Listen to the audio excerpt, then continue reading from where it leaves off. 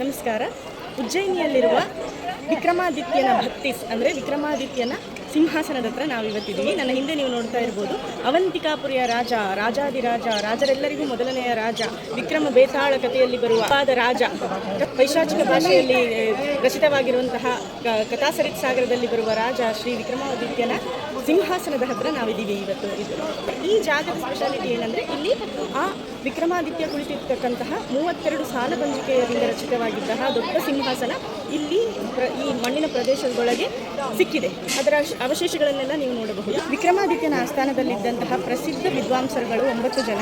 ಅವರು ಯಾರ್ಯಾರಂದರೆ ಬೇತಾಳ ಭಟ್ಟ, ಅಮರಸಿಂಹ, ಕಾಳಿದಾಸ, ವರರುಚಿ, ಶಂಕು, ಘಟಕರ್ಪರ, ವರಾಹಮಿಹಿರ, ಶಪನಕ, ಧನ್ವಂತರಿ. ವಿಕ್ರಮಾದಿತ್ಯ ಎಂಥ ದೊಡ್ಡ ರಾಜ ಅಂತ ನಿಮಗೆಲ್ಲರಿಗೂ ಗೊತ್ತಿದೆ. ಸಣ್ಣ ಮಕ್ಕಳಿಗಂತೂ ವಿಕ್ರಮ ಬೇತಾಳ ಕಥೆಗಳಂದರೆ ತುಂಬ ಇಷ್ಟ. ಎಲ್ಲಿ ನಡೆದಿದೆ ಇದೆಲ್ಲ ನಿಜನ ಸುಳ್ಳು ಅನ್ನೋದಕ್ಕೆ ಪ್ರತ್ಯಕ್ಷ ಸಾಕ್ಷಿ ಉಜ್ಜಯಿನಿ ನಗರದಲ್ಲಿ ಸಿಗುತ್ತೆ. ಉಜ್ಜಯಿನಿ ನಗರಕ್ಕೆ ಮೊದಲಿಗೆ ಅವಂತಿಕಾಪುರಿ ಅನ್ನುವ ಹೆಸರಿಂದ ಕರೀತಾ ಇದ್ರು. ಇಲ್ಲಿ ಈಗಲೂ ವಿಕ್ರಮಾದಿತ್ಯ ಯಾವ ಬೇತಾಳನ್ನು ಕರ್ಕೊಂಡು ಬರ್ತಾನಲ್ವಾ ಹೆಗಲ ಮೇಲೆ ಹೊತ್ಕೊಂಡು, ಆ ವೃಕ್ಷ ಅಂದರೆ ಮರ ಇನ್ನೂ ಇದೆ. ಅದಕ್ಕೆ ಸಿದ್ಧ ಘಾಟ್ ಅಂತ ಹೇಳ್ತಾರೆ. ಅಲ್ಲಿ ಆ ಮರಕ್ಕೆ ಇನ್ನೂ ಪೂಜೆ ನಡೆಯುತ್ತೆ. ನನ್ನ ಹಿಂದೆ ನೀವು ನೋಡ್ತಾ ಇರ್ಬೋದು ಈ ಬಿಳಿ ಬಿಳಿ ಕಲ್ಲುಗಳು. ಇದು ಏನಪ್ಪ ಅಂದರೆ ಕೆಲವು ವಿಕ್ರಮಾದಿತ್ಯ ರಾಜ ಆದ ನಂತರ ಅವನ ಆಳ್ವಿಕೆಯಲ್ಲಿ ಅವನು ಯಾಕೆ ಹೆಸರುವಾಸಿಯಾಗಿದ್ದ ಅಂದರೆ ಅವನು ಕೊಟ್ಟಂತಹ ವಾಕ್ಯ ಯಾರಿಗಾದರೂ ಒಂದು ನ್ಯಾಯ ಒದಗಿಸಿದರೆ ಅದು ಅಷ್ಟು ಅಚ್ಚುಕಟ್ಟಾಗಿ ನ್ಯಾಯ ಒದಗಿಸ್ತಿದ್ದಂತೆ. ಅದಕ್ಕೋಸ್ಕರ ಅವನು ಅಷ್ಟು ಪ್ರಸಿದ್ಧ ಆಗಿದ್ದಂತೆ.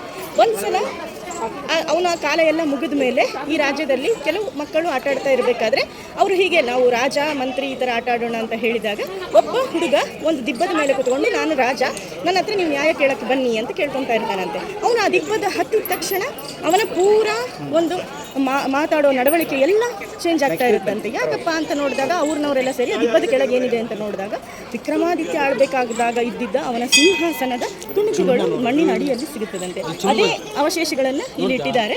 ನೀವು ಈಗಲೂ ನೋಡಬಹುದು ವಿಕ್ರಮಾದಿತ್ಯ ಕುಳಿತಿರ್ತಕ್ಕಂತಹ ಸಿಂಹಾಸನದ ಚೂರುಗಳು ಇಲ್ಲಿ ಸಿಕ್ಕಿವೆ.